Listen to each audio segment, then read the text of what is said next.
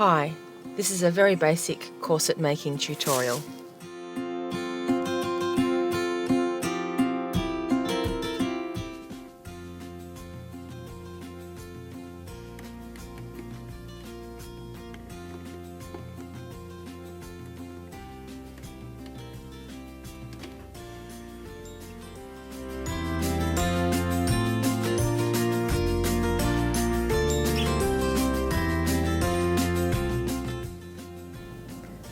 Our corsets are going to be inspired by the steampunk style.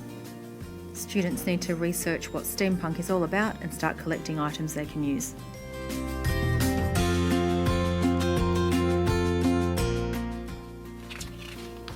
Students also need to do some research about corset manufacture and the different types of corsets that exist.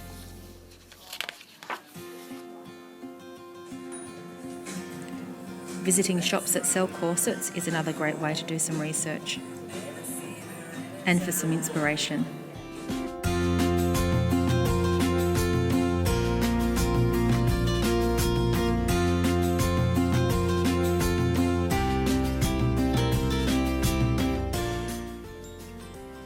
There are many different styles of corsets that can be made. Some are very complicated.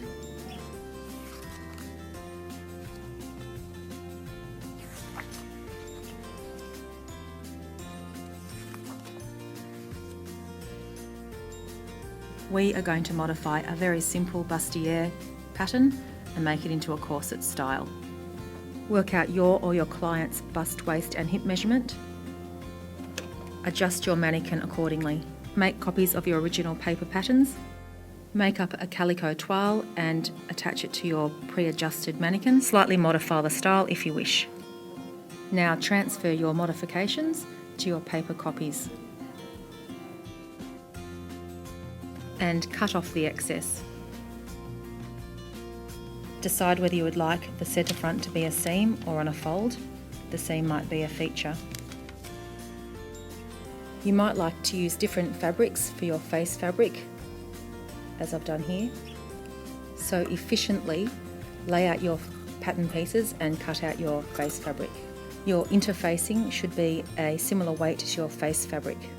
You use this one set of pattern to cut out your lining, your interfacing, as well as your face fabric or your fashion fabric. So you use it 3 times. It's a good idea to use tailor's chalk to indicate which pattern piece is what. A woven interfacing is much better than a non-woven, as I used.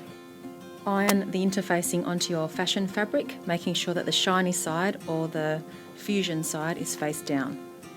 Cut the interfacing slightly smaller than the fashion fabric so that the glue does not wreck the ironing board.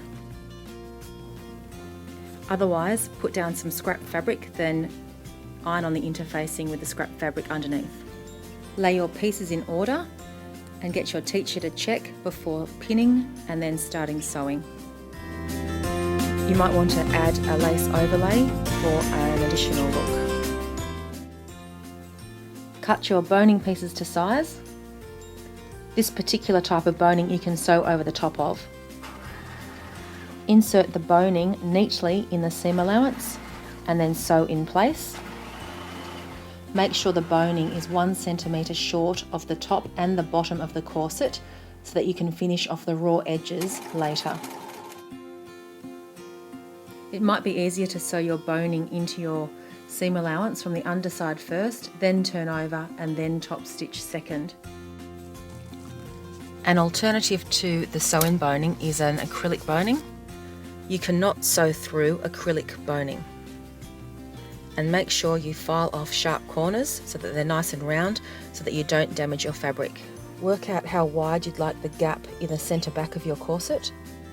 Sew in some boning close to where your eyelets will be positioned. Place right sides together of your fashion fabric and your lining. Make sure each panel lines up perfectly.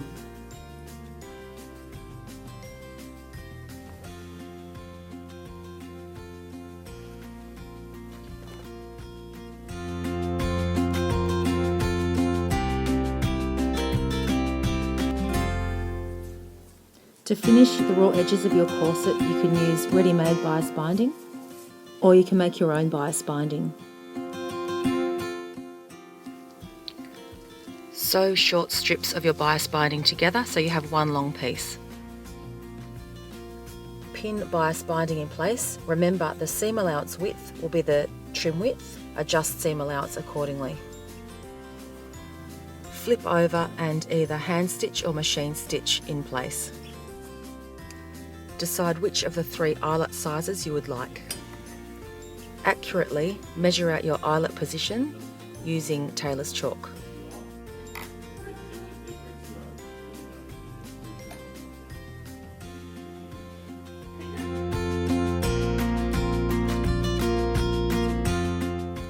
So always do a sample first.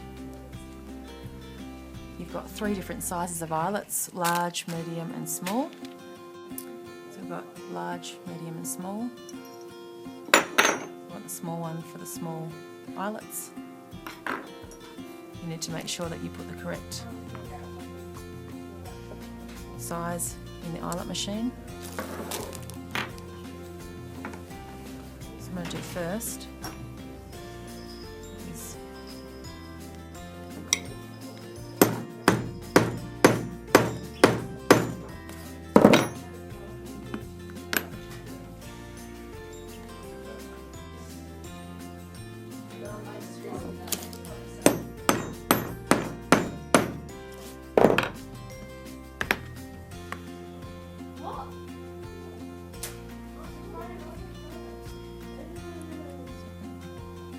eyelet first.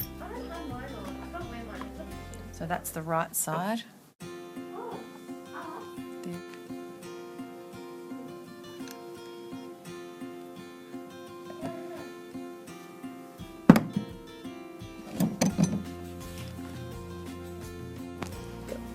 Did you use it? No. Story.